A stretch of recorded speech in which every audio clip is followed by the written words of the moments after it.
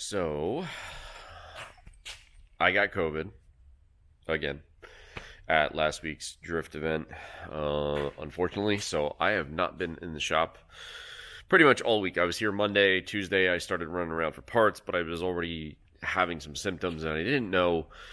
I just assumed it was, headaches and not having enough sleep and not hydrating enough. And, tire smoke was pretty gnarly at the end of the day on Saturday. So I thought it was maybe that stuff, affecting me. I mean, I'm not getting any younger. So, of course, partying Friday night and then not sleeping much and everything else usually doesn't combine well for a good result the week after, which I usually can work through, but this week has been a bit rough. Today's the first day. It's Friday. I'm literally just coming back to grab some gear, my camera, my computer and stuff, just because I haven't had it. But real quick update. I hitting the wrong button here. Hitting the wrong button again. Let's try that. There we go. So, car ran great. We had no signs of any sort of problems on the dyno on Thursday. Car ran flawlessly. Cleo did an awesome job. I'm super stoked on that.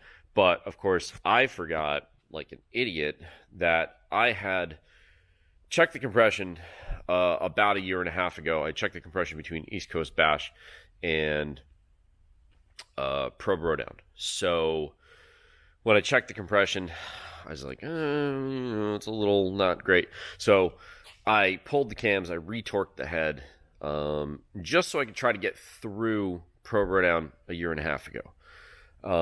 And somehow with the motor out during the clutch and everything else that I had going on, I just didn't even think of it. I would have had the amount of time that everything was out of the car. I would have had enough time to get the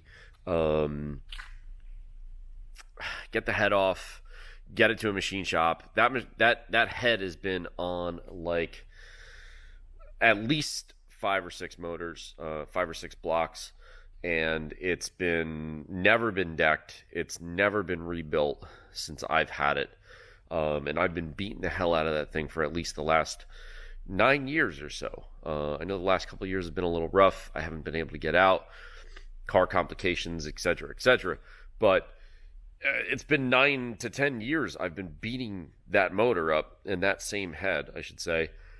Not the motor, because the blocks have been changed. But yeah, I would have had the time to do a head gasket, probably send the head out to JP, get it done, and then, put it all back together, and it would have been super nice. It would have been great, but no, I just completely forgot. Until Friday night when I made my first run, and it started pushing coolant into the overflow and spraying it all over the engine bay. So, yeah, that's pretty much what's going on with the 240, unfortunately. But hopefully we'll get something figured out and underway soon. So, shop update. Doing a motor on a Forester. This is a single cam, normally aspirated motor. Head's got completely redone with valve. New valve seats, grinded, and, seals and lash and everything was redone. These things. So, when I'm not sick, I'll put this thing back together. Hopefully tomorrow, I'll be back in the shop. This guy was in because his car made a loud popping noise, and I don't know if you can see that, but the e-brake adjuster basically got shot out and ground up, and and ate all the shoe off. So, but it's also misfiring on cylinder 4, so we got to figure that one out too. All right. Whew. Over COVID a little bit. It's Monday. We're like, I don't know, 9 days, 10 days after I got it. But only about 7 days after I received my first symptoms on it. Anyways, back in the shop, we got stuff to do. Trying to just sort of get my head wrapped around what the hell's going on here again, and get myself organized mentally and ready physically to work again. But this guy here, we did some e-brake problem stuff. Now we got to do cylinder number 4. Needs some troubleshooting. It's misfiring on this thing.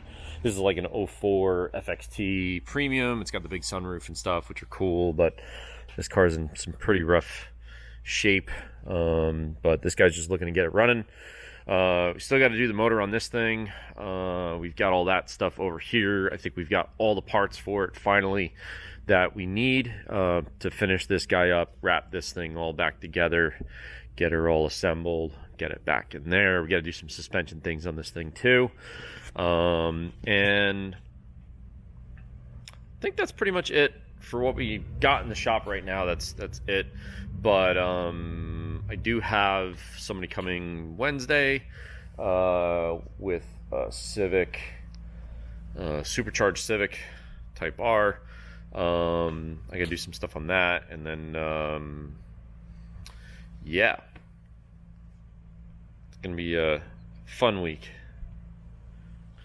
So one thing I have not talked about or discussed much for some reason, I'm not sure why. Maybe I did talk about it in one of my other videos that I shot already. I haven't watched all the videos from Grid Life yet. But Grid Life at Pit Race, we ended up last session, one of the first laps out. I did something to the drivetrain. I didn't know if I broke an axle, broke the rear diff. We got it back to the shop. I did some checking of things, and we found that the rear diff, not the rear diff, sorry, the rear axle, the thing I'm pointing at, idiot. Rear axle completely broke on the gate. You can actually see the cage where it holds the balls is all broken. That's supposed to be one piece with the other side of the cage, which is in the grease somewhere in there. But luckily my boys over at 350Z.parts had a used axle for me on the correct side that I needed, the correct length side. So I just shot over to those dudes. They're only about 15 minutes away now, and grabbed an axle, slapped her in the car, and she runs and drives again. It's great. It's a super easy fix. Nothing really crazy to get an axle in the car, luckily, which is nice. You don't have to do anything wild.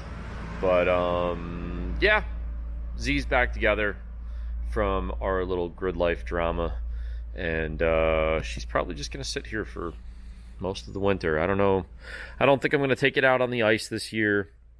While it was fun, it wasn't quite as fun as driving this thing on the ice. This thing is so much more fun on the ice. So probably gonna just get this thing prepped and fixed. It's part of the reason why it's sort of down, because I want to put a different radiator in it. I had killed the fans 2 winters ago because I didn't get to drive it last winter. So I killed the fans. Some snow got packed up into the bottom of the fuse box, which was not protected from snow getting up into the relays, and it basically shorted out the relays and killed the fans. And then I was running around the track with the anti-lag on, and the thing got super hot. And yeah, I don't know if the motor is going to be good, but I need to get the fans and radiator hooked up in that thing with some new relays and get things working again so that I can at least run the car enough to get it hot and see what we're dealing with, and see if I've got a head gasket problem on that one too.